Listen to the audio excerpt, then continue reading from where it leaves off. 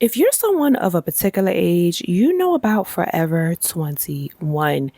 This store was before Shein, Zara, Temu, Fashion Nova. You know the current fast fashion it girls that are like big. But when did Forever 21 mess up so that you can take notes, study, dissect their problems so that this does not happen to your business or brand? Maybe it was technology, marketing, or their evolution has phased out. Let's unpack and learn some insight from Forever 21 and the new fashion movements. Welcome to Enquire Branding, an online education platform where fashion entrepreneurs learn market research principles. From startup to renewal business phases, we offer classroom settings, community support, and content insight created for you. Our mission is to empower ready-to-wear designers to design their growth by gathering valuable information to scale your business. Be sure to sign up for Enquire Learning Lab for a deeper experience off of digital media and our full videos on topics. Employees at Forever 21 are finding out they'll be without a job in a little more than a month. The fashion retailer shutting down its LA headquarters, cutting more than 350 corporate jobs toward the end of April. This comes after the retailer filed for bankruptcy and announced it's shuttering some stores around the U.S.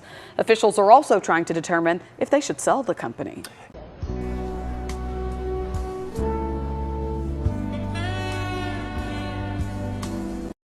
If you like shopping and you live near the Brea Mall, run. The store is closing and everything is basically selling for like $1 or less than $1.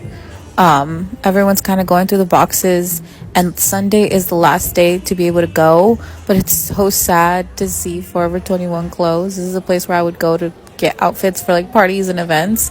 Anyways, I grabbed a bag and I went through and checked out what I could find. It is a little stressful to go through every box and it's very unorganized, but yeah, look, less than $1. Go get some goodies.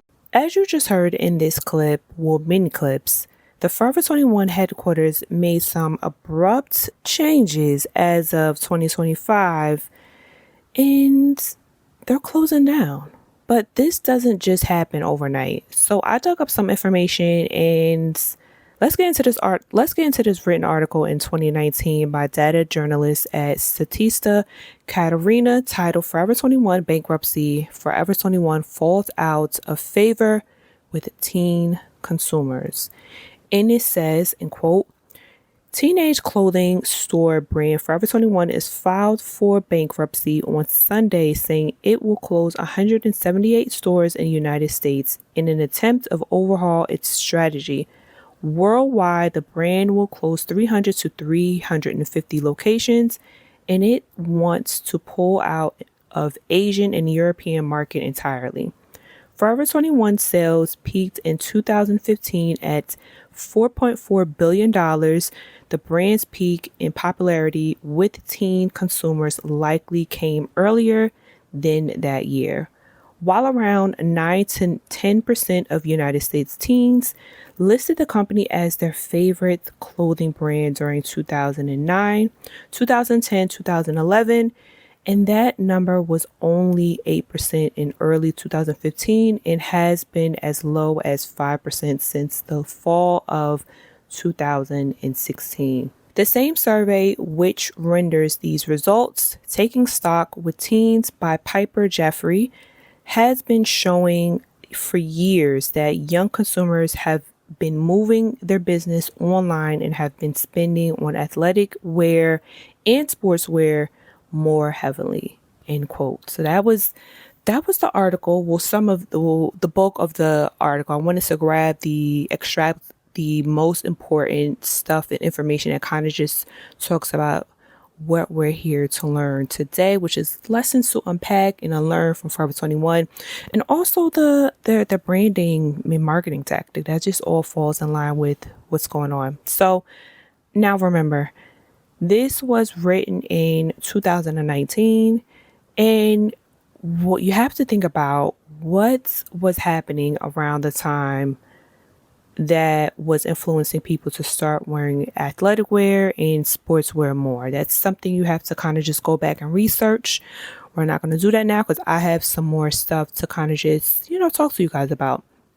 Now, I know what I just read was reports and surveys for 2019, but I do have the current report for 2024. If you are serious in wanting to scale and invest your business, this report is for purchase by going in the description to buy at a fraction of the cost. So back to the topic at hand. Prior to popularization of cheaper and mass-produced clothing in many post-industrialized regions around the world, clothes were handmade and materials to make them were always sourced on a personal level. Fashion was slow. Until the 1960s, the term fast fashion wasn't coined until, around 30 years ago by the New York Times when describing the implementation of Zara's new and accelerated model of clothing production.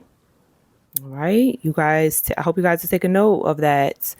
Now, the fast fashion movement has changed the way millions of consumers get their clothes by offering a cheap, easy way to stay up to date with the latest fashion trends.